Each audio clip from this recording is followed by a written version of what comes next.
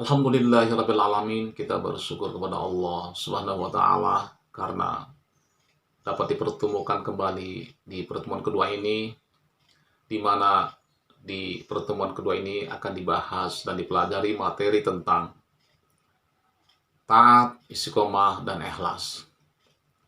Hal itu karena materi tentang taubat telah dibahas dan dipelajari di part yang pertama. Anak-anak semua, untuk mempersingkat waktu, mari kita bahas dan kita pelajari materi tentang taat, istiqomah, dan ikhlas. Sekarang materi kedua dari bab 3 adalah taat. Satu, pengertian taat. Taat menurut bahasa berarti tunduk, patuh, dan setia.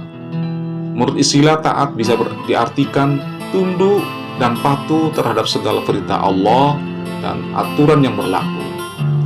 Taat kepada Allah berarti patuh kepada perintah dan aturan-aturan yang dibuat oleh Allah dalam segala hal. Baik aturan itu yang berhubungan dengan ibadah kepadanya maupun aturan yang berhubungan dengan berinteraksi dengan sesama manusia dan makhluk lainnya. Yang kedua adalah dalil taat.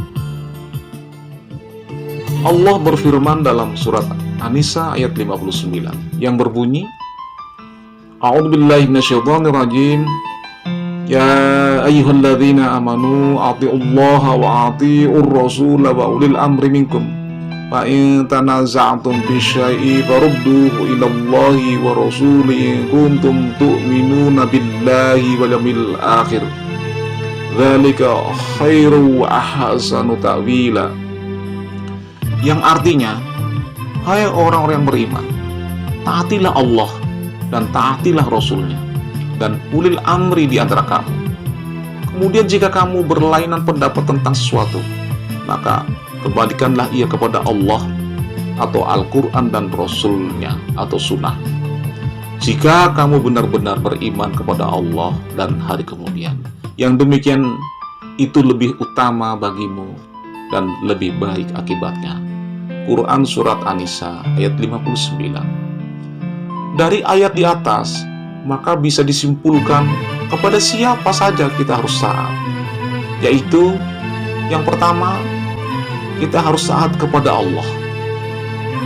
Seorang muslim taat kepada Allah adalah yang paling pertama dan utama.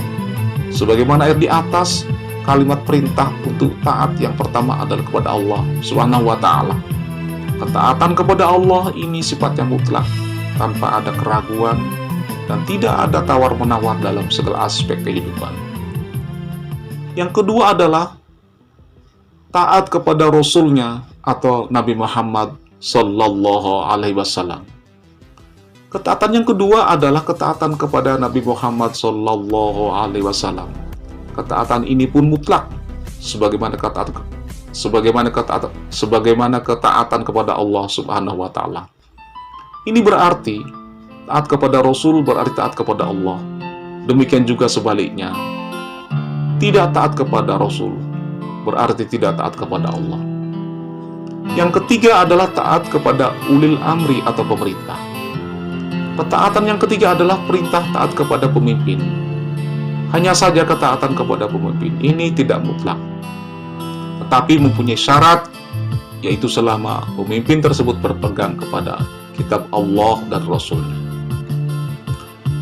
Yang ketiga, bentuk atau contoh ketaatan kepada Allah Subhanahu wa ta'ala dalam kehidupan sehari-hari. Contoh yang pertama, Bapak Soeharto, pemilik sebuah usaha CP Roti Nikmat, yang mewajibkan seluruh karyawan perempuannya memakai jilbab dan sholat berjamaah setiap waktu sholat, yang bertujuan untuk semakin rajin menjalankan ajaran Islam. Contoh kedua, pada suatu sekolah melatih siswanya untuk secara rutin membaca doa Asmaul Husna dan membaca Al-Quran sebelum memulai pelajaran. Sholat berjamaah, zikir, dan sholat duha untuk upaya mendapatkan ketenangan hati, pikiran dalam menuntut ilmu, sehingga ilmunya berkah dan manfaat. Yang keempat, dampak positif ketaatan kepada Allah dan Rasul-Nya. Yang pertama, memperoleh kepuasan batin karena telah mampu melaksanakan salah satu kewajibannya kepada Allah dan Rasul-Nya. Dua, memperoleh ridho Allah karena telah mampu mentaati perintahnya. Yang ketiga, memperoleh kemenangan atau keuntungan yang besar, baik di dunia maupun di akhirat kelak. Pembahasan kelima dari taat adalah membiasakan diri taat kepada Allah dan Rasul-Nya. Cara membiasakan diri taat kepada Allah dan Rasul-Nya adalah yang pertama, segera mempersiapkan diri untuk sholat apabila sudah tiba waktunya. Yang kedua, melatih diri untuk disiplin dalam berbagai hal, termasuk belajar dan mengerjakan tugas sekolah.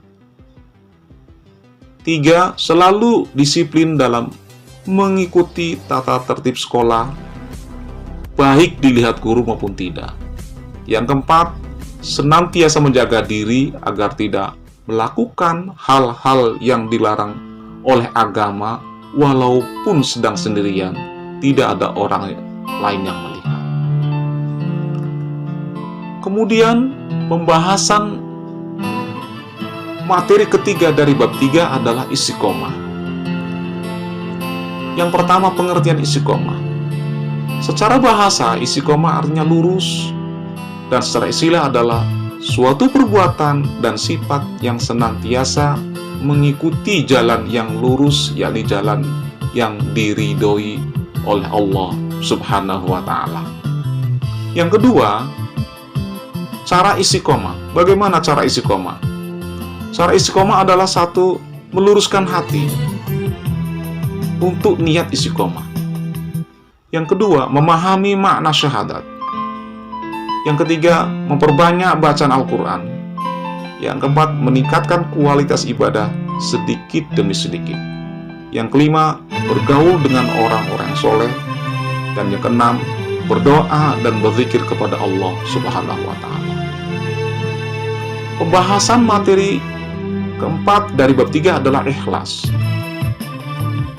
Secara bahasa, ikhlas bermakna bersih dari kotoran. Sedangkan secara istilah, ikhlas berarti niat mengharap ridho Allah semata dalam beramal sebagai wujud menjalankan ketaatan kepada Allah dalam kehidupan, dalam semua aspek. Ikhlas merupakan akhlak yang agung. Karenanya, ia memiliki kedudukan yang sangat penting dalam setiap amalan, baik amalan hati, lisan, maupun badan. Mengapa demikian? Betapa tidak ternyata nilai setiap amalan seorang di sisi Allah adalah tergantung pada keikhlasan dia dalam berniat. Artinya, menjaga niat yang ikhlas semata-mata karena Allah dalam menjalankan segala amalan merupakan syarat utama diterimanya amalan tersebut. Oleh karena itu, kita harus mendahulukan atau mendahului dengan niat yang ikhlas dalam menjalankan amalan. Akhirnya, alhamdulillahirrabbilalamin, kita ucapkan syukur kepada Allah. Pembahasan materi bab 3 telah selesai. Demikian pelajaran dari Bapak. Kurang lebihnya mohon maaf. Wassalamualaikum warahmatullahi wabarakatuh.